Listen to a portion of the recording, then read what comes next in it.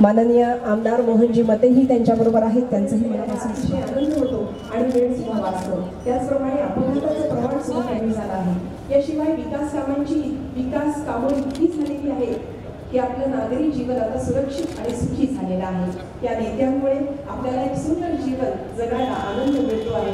या नेत्यांचं आपण मनापासून टाळ्यांच्या गजरामध्ये स्वागत केलं पाहिजे। आणि आता ज्या नागपूर सुधार प्रक्रियाद्वारे आणि नागपूर महानगरपालिकेद्वारे ज्या महत्त्वपूर्ण कामांचं भूमिपूजन होणार आहे, त्या कामासाठी माननीय गडकरी साहेबांचं या ठिकाणी आगमन झालं आहे। सार्वजनिक शौचालयाची निर्मिती करणं, नालंदा नगर जलकुंभ, ओंकार नगर जलकुंभ, नंदनवन जलकुंभ, ताजबाग जलकुंभ, बंजारी नगर जलकुंभ, सक्करदरा जलकुंभ, बालाजी नगर जलकुंभ, याशिवाय आयुष्मान आरोग्य मंदिर, सोमवारी क्वार्टर, आदिवासी कॉलनी विश्वकर्मा नगर, आयुष्मान आरोग्य मंदिर, विघोरी हॉस्पिटल, शिवसुंदर नगर, विघोरी दहनघाट, शीतला माता मंदिराजवळ आणि आयुष्मान आरोग्य मंदिर, ताजबाग हॉस्पिटल, दंतेश्वरी नगर, दुर्गा मंदिराजवळ आणि कुंदनलाल गुप्ता ग्रंथालय, इमामवाडा असे एकूण प्रचंड प्रकल्प आपल्या सगळ्यांसाठी आता थोड्याच दिवसांमध्ये तयार होणार आहे आणि त्याचं भूमिपूजन माननीय गडकरी साहेबांच्या शुभ हस्ते संपन्न होत आहे।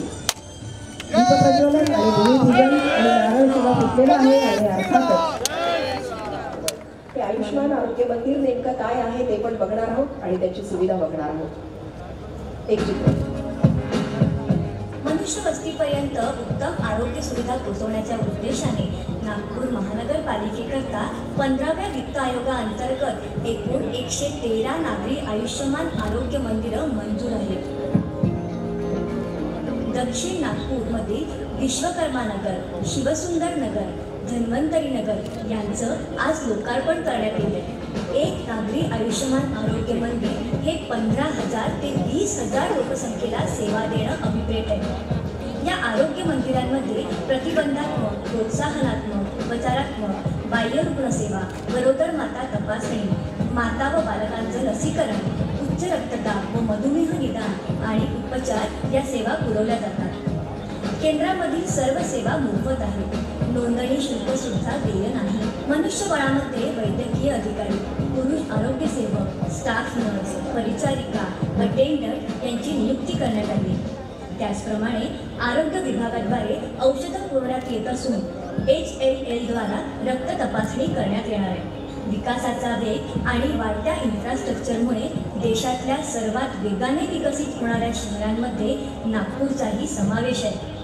नागपूरकरांना नागरी सोयी सुविधा देण्यासाठी महानगरपालिका सज्ज असून विकासाच्या दृष्टीने सर्वतोपरी प्रयत्न केले जात आहेत।